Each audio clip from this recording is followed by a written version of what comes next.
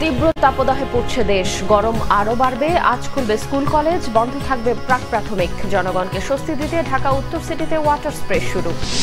জনগণকে একদলীয় বাকশালের মধ্যে রেখেছে সরকার, মন্তব্য রিজভীর। দেশের রাজনীতির এই বিকশিত হচ্ছে না গণতন্ত্র, অভিমত বিশিষ্টজনদের।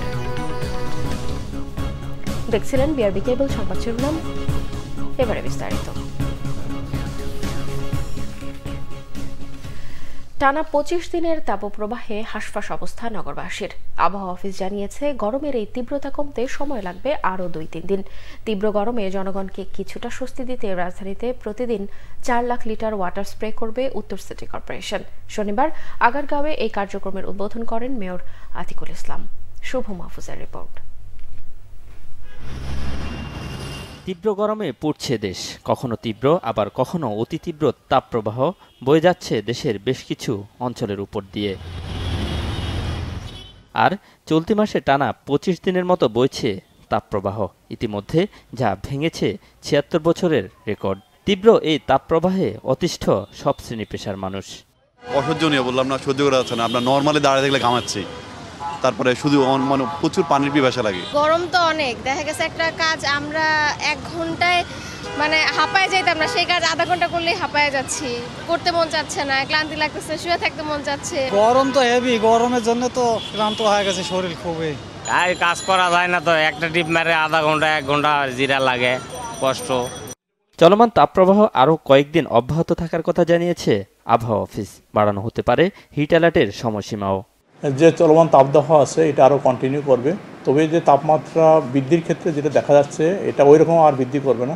আগামী 2-3 দিন মোটামুটি একই রকম থাকবে। পরশু দিন থেকে তাপমাত্রা একটু কমবে এবং দেখা যাচ্ছে যে আপনার মে মাসের ফার্স্ট উইকের প্রথম দিকে বৃষ্টির সম্ভাবনা আছে। এদিকে তীব্র গরমে মানুষকে সাময়িক স্বস্তি দিতে রাজধানীতে ওয়াটার স্প্রে করছে ঢাকা উত্তর সিটি কর্পোরেশন। এই কার্যক্রমের উদ্বোধন করে উত্তর সিটি মেয়র জানান, হিট অফিসারের পরামর্শে এই ওয়াটার স্প্রে করা হচ্ছে। প্রতিদিন সকাল 11টা থেকে বিকেল 4টা পর্যন্ত 4 লাখ লিটার ওয়াটার স্প্রে করার কথাও জানান তিনি।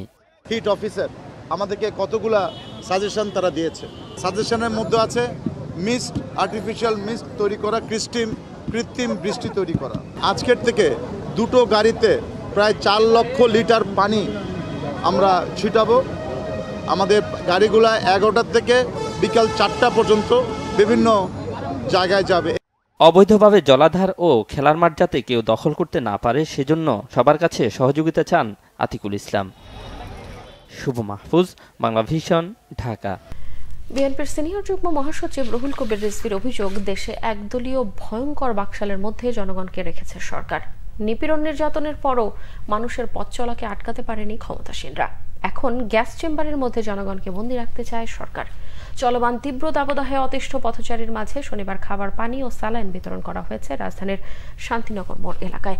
বিএনপির সিনিয়র যুগ্ম মহাসচিব রুহুল কবির রিজভীর নেতৃত্বে দলটির নেতাকর্মীরা এই কর্মসূচিতে অংশ নেন। এছাড়াও ঢাকা মহানগর উত্তর বিএনপির উদ্যোগে রাজধানীর পল্লবীর ঈদগাহ মাঠ এলাকায় স্যালাইন পানি বিতরণ করা হয়। এ সময় রুহুল কবির রিজভী অভিযোগ করেন, সরকারের নিপীড়ন নির্যাতনের শিকার বিএনপির নেতাকর্মীরা। এর ফলেও দলের কার্যক্রম থেকে সরে যাননি তারা। তিনি বলেন, ঢাকার বাইরে 53% জায়গায় বিদ্যুৎ নেই। উন্নয়নের নামে জনগণের সাথে ভেলকিবাজি করছে সরকার।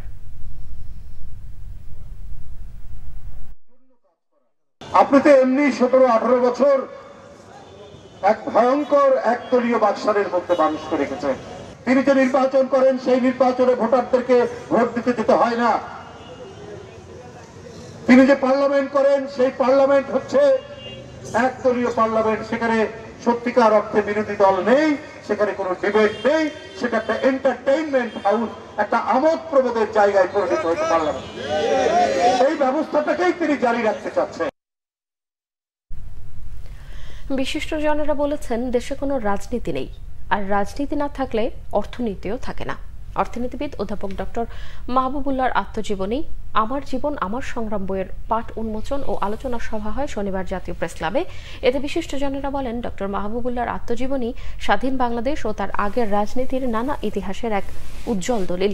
ডক্টর মাহবুবুল্লাহর আত্মজীবনী আগামী দিনের পাঠকদের অনুপ্রেরণা যোগাবে। এ সময় আলোচকরা বলেন, গণতান্ত্রিক আন্দোলনের সমস্যার পেছনে রয়েছে সামগ্রিক পুঁজিবাদী ব্যবস্থার সংকট। যারা দেশকে স্বাধীন হিসেবে দেখতে চেয়েছিল তাদের সবচেয়ে বড় ব্যর্থতা, তারা নিজেদের মতো রাজনৈতিক লক্ষ্য কৌশল নির্ধারণ করতে পারেননি। ভারতীয় সম্প্রসারণবাদের কথা আগেই চিহ্নিত করা হয়েছিল। দেশের গণতন্ত্র কেন বিকশিত হচ্ছে না সেটা সবাই জানে।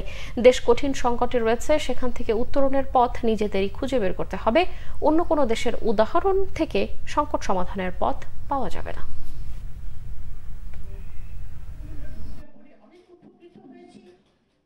ইনস্টিটিউশনগুলো ধ্বংস হয়ে গেছে, রাজনীতিটার অনেকটা ধ্বংসের পথে। আবার সেইখানে অর্থনীতিটা কীভাবে থাকতে হবে? যে রাজনীতিতে ছাত্র জীবনে পজিটিভ রাজনীতি, ভালো রাজনীতি, মানুষের কল্যাণের রাজনীতি যদি না করেন তবে কিন্তু ভবিষ্যতে ভালো মানুষও হবেন না। তবে এই মুহূর্তে আমাদের লক্ষ্য খুব সীমিত। লক্ষ্যটা হচ্ছে একটা গণতান্ত্রিক বাংলাদেশ চাই, যেই বাংলাদেশে আমরা কথা বলতে পারবো, মুক্তভাবে আমাদের মত প্রকাশ করতে পারবো। আমাদের দেশের যে সার্বভৌমত্ব, যেটা নানা কারণে সেটা কম্প্রোমাইজড হচ্ছে, আমি যেটাকে বলি একটা নিম সার্বভৌম অবস্থা, সেই নিম সার্বভৌম অবস্থার থেকে কিভাবে মুক্তি পাবো, এই সব কিছু নিয়ে আমাদেরকে চিন্তা ভাবনা করতে হবে। ইন্টারন্যাশনাল স্ট্যান্ডার্ড ইউনিভার্সিটি ISU ও ব্যাংকার্স ওয়েলফেয়ার অ্যাসোসিয়েশন বাংলাদেশ BWABর মধ্যে একটি সমঝোতা স্মারক সই হয়েছে। শুক্রবার সন্ধ্যায় কক্সবাজারের একটি হোটেলে ISU ভারপ্রাপ্ত ট্রেজারার HTM কাদের নেওয়াজ ও BWAB এর পক্ষে সংগঠনের সভাপতি কাজী মোহাম্মদ শফিকুর রহমান নিজ নিজ প্রতিষ্ঠানের পক্ষে সমঝোতা স্মারকে সই করেন। এই চুক্তির মাধ্যমে ব্যাংকার্স ওয়েলফেয়ার অ্যাসোসিয়েশন বাংলাদেশের সদস্য এবং তাদের পরিবারের সদস্যরা ইন্টারন্যাশনাল স্ট্যান্ডার্ড ইউনিভার্সিটিতে অনার্স এবং মাস্টার্স কোর্সে পড়াশোনার ক্ষেত্রে বিশেষ ওয়েভার ও স্কলারশিপ সুবিধা পাবেন।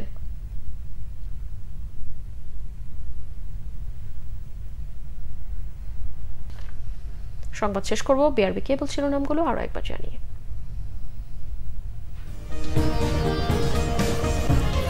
তীব্র তাপদাহে পুড়ছে দেশ, গরম আরো বাড়বে। আজ খুলবে স্কুল কলেজ, বন্ধ থাকবে প্রাক প্রাথমিক। জনগণকে স্বস্তি দিতে ঢাকা উত্তর সিটিতে ওয়াটার স্প্রে শুরু। জনগণকে একদলীয় বাকশালের মধ্যে রেখেছে সরকার, মন্তব্য রিজভির। দেশের রাজনীতি নেই, বিকশিত হচ্ছে না গণতন্ত্র, অভিমত বিশিষ্টজনদের। এই ছিল এখনকার মতো। পরের সংবাদ সকাল 7:30টায় দেখার আমন্ত্রণ রইল। এছাড়াও বাংলাদেশের সংবাদ ও সংবাদ সংশ্লিষ্ট অনুষ্ঠান দেখতে ভিজিট করুন www.bbnews24.com ও facebook.com/banglavisionnews এবং সাবস্ক্রাইব করুন youtube.com/banglavisionnews। এতক্ষণ সঙ্গে থাকায় ধন্যবাদ সবাইকে।